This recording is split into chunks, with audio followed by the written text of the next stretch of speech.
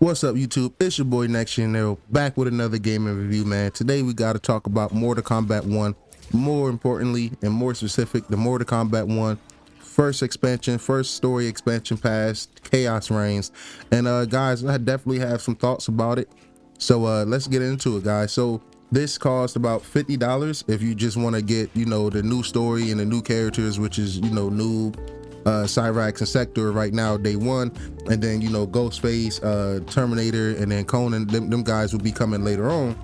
And the biggest drawing point for me personally was Noob, because Sub-Zero and Noob is by far two of my all-time favorite characters in a video game, period. Not even just Mortal Kombat, but just all around the board, guys. So I'm gonna be honest, I paid the $60 price point so I can get all the cameos and characters that I didn't get last combat pack, because I was buying fighters individual. And I actually want to say, guys, I think that is the smart route to go. So if you're like me and you only like Noob, or you only just a huge Sector fan, I would definitely say buy those characters individually and go from there, because I will tell you right now, the story was a huge letdown. Cutscenes, absolutely amazing. Voice actor, everything just is spectacular. I like Sector voice actor, despite some people having different opinions of her and stuff like that. I think it was really good. And I like Cyrax voice actor as well, really dope, right? The story just felt really unnecessary. It felt like an afterthought, and this is my problem with a lot of Mortal Kombat stories. They start off so good, right? And then about maybe a couple chapters in, it just falls off, and it feels rushed. It feels like they don't take their time. They take their time to start the story, but after about first hour, the story just gets rushed through. Didn't really make too much sense. What I don't really like is, Noob was huge to be added, right? And he played a big part in the story, kind of. It's really Havoc. I'm not going to spoil too much, but, Titan Havoc is doing his chaos things. That much is clear from the trailers and stuff, right, guys? So when you play it, you think eventually you will have a chapter where you play Noob, but nope. You're playing Tanya beating up Noob.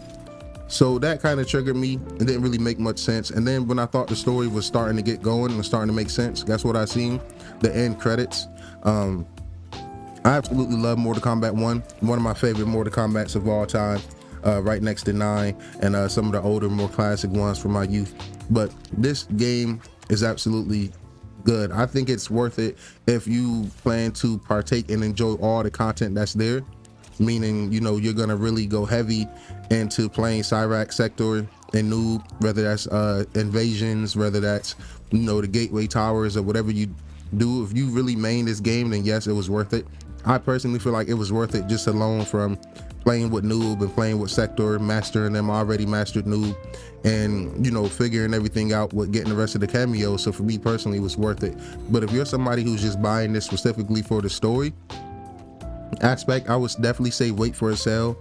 Like I said, guys, I was really disappointed by the length of it. But to talk about the fighters that they added, man, Noob, fire. Sector, fire. Cyrax, fire. As you see in the back of the video, I had some really good scraps going on with my homie. And guys, on my personal channel, if you're watching this on the Next Gen Nero or on the Game Pass Daily, go to my personal channel, Next Gen Nero, and check out the stream from the other day I put up from Twitch. It was absolutely funny. Shout out my homie Red, shout out my homie Reese.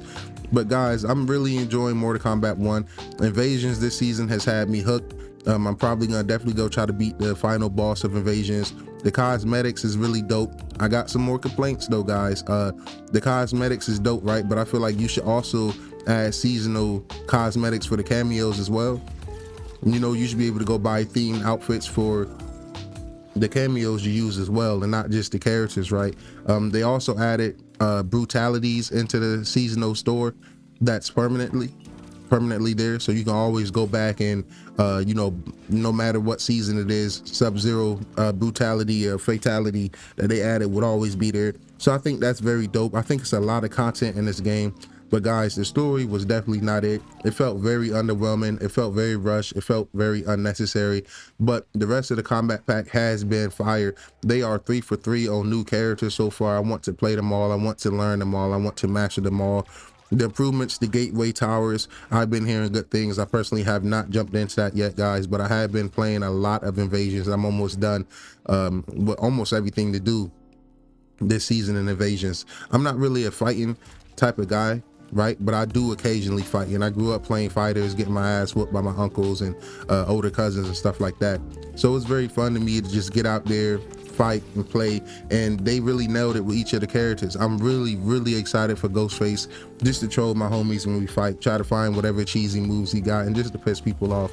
But guys, this has been your boy Next Gen Nero. This has been my honest and humble review of the Chaos Reigns first expansion pack of Mortal Kombat. I hope they continue to support this game, which Ed Boon has confirmed on Twitter that he fully plans to stay committed to this game. He has said it multiple times, and I couldn't be happier. Hopefully this is just the first of the 3 or maybe 4 combat packs and expansions we get. This is a great roster that they're building here with Mortal Kombat, and if you can't hear it in my voice, I'm very excited. I know this game is not for everyone. A lot of people would complain, a lot of people wouldn't like it, but from a casual perspective, from my perspective, it's a really good game, and it's a really solid game, and I would never be quiet about being vocal about games that I like and that I enjoy. So guys, this has been your boy Next Gen Nero. Catch me in the next one. Please, if you made it this far, like, subscribe, and comment below. And before I leave, let's do a little question, right? With the community, for people who may watch this. What do you think should be the characters and the idea for the next combat pack? Now, I said this to the homies in private. I said I think it would be very dope if in the next combat pack they made almost every character on the main roster an option for a cameo. It's possible, because even in the stories you'll have somebody like Quan Chi being a cameo, Shang Tsung being a cameo, Tanya being a cameo when they're not currently cameos, and I think it would be dope for every cameo to come to the main roster. I think it would be really fun, guys, to play as Frost, to play as Kano, to play as Chameleon, to play as Jax. I just think that's just genius right there. You bring those main people over and give some of the main roster over to the that aspect, the cameo aspect, right? I'm sorry guys, I got lost for a sec, but you swap some of the cameos in the main rosters, you swap each out with the other, and I think that'll be a perfect setup for the future. Like I said, guys, like this video, share it out, and I'll catch you guys in the next one. Peace.